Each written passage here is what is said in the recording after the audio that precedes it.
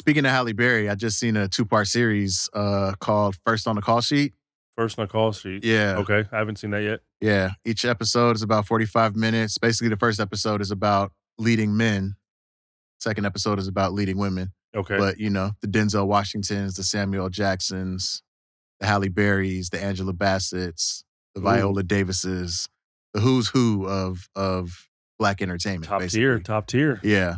So it was just a series about, what it takes to be first on a call sheet, when did they become first on a call sheet, and how that position and how that role affected their careers.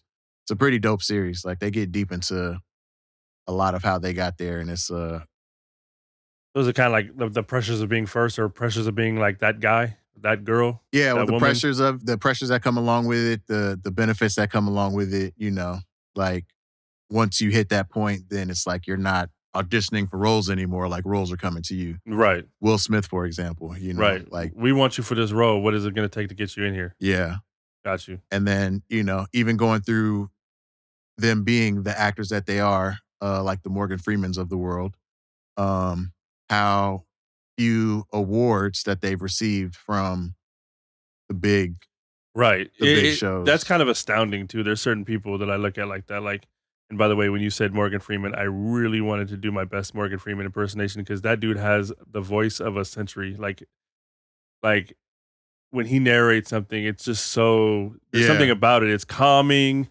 It's engaging. Right. Like, there's just it's those nature films with David Attenborough? Yeah. Like, he's right there. Like, right Morgan there, Freeman's right there. Like, when he speaks, you just want to hear what he's going to say next. You know what I mean? This man could narrate the apocalypse and make it sound good. Yeah, you just all in. Yeah. All in. So, yeah. What happens next?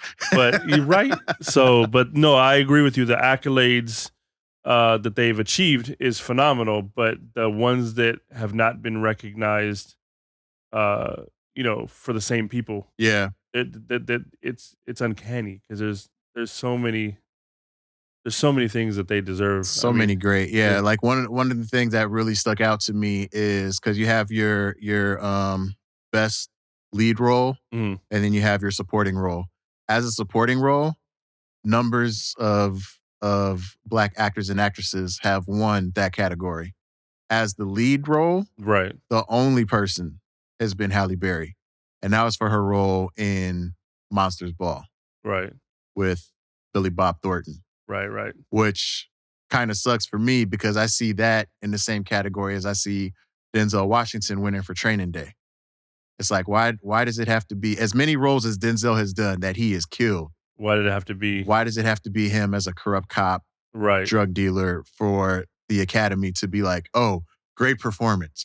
It's like, didn't you see John Q? Right, John Q. It's funny you said that, because like, as you were saying Training Day, and I'm not taking away from Training Day, because he did an amazing job. I mean, like, I can't picture anybody else doing what he did. Yeah. But John Q was one of those movies where, like, you start rethinking life. You start rethinking, like, if you have kids, you start rethinking your position. If that was you, what would you have done? He brought you into that character, and the emotion he exerted from that. Yeah. And it was acting.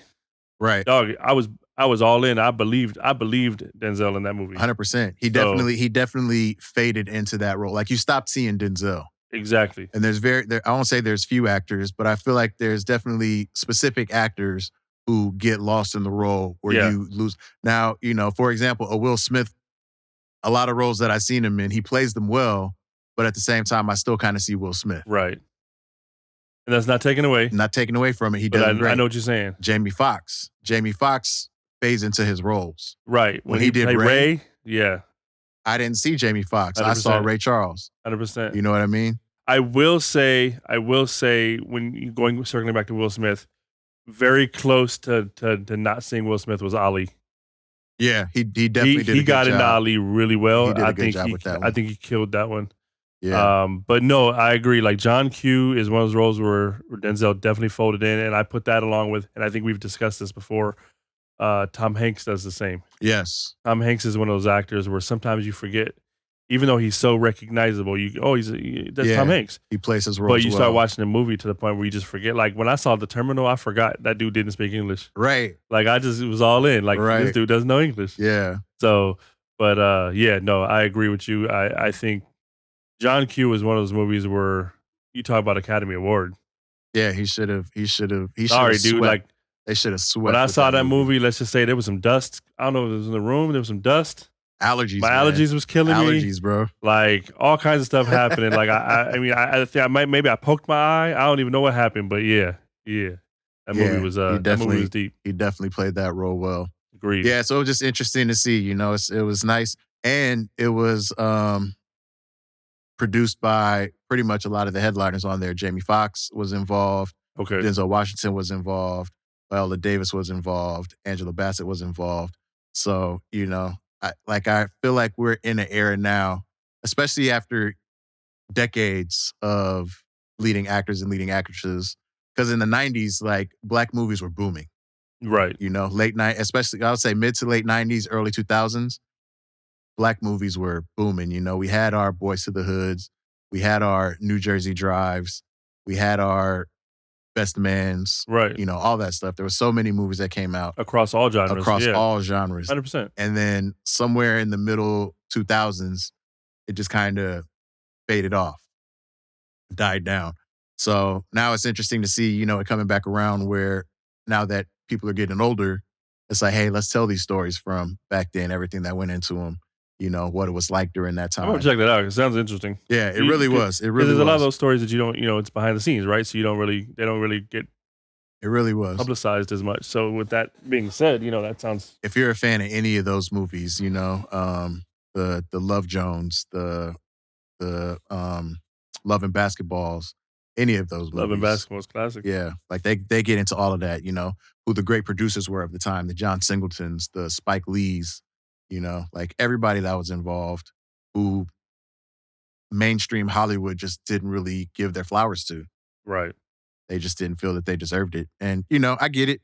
It is what it is. It's the system. The system was not built for us.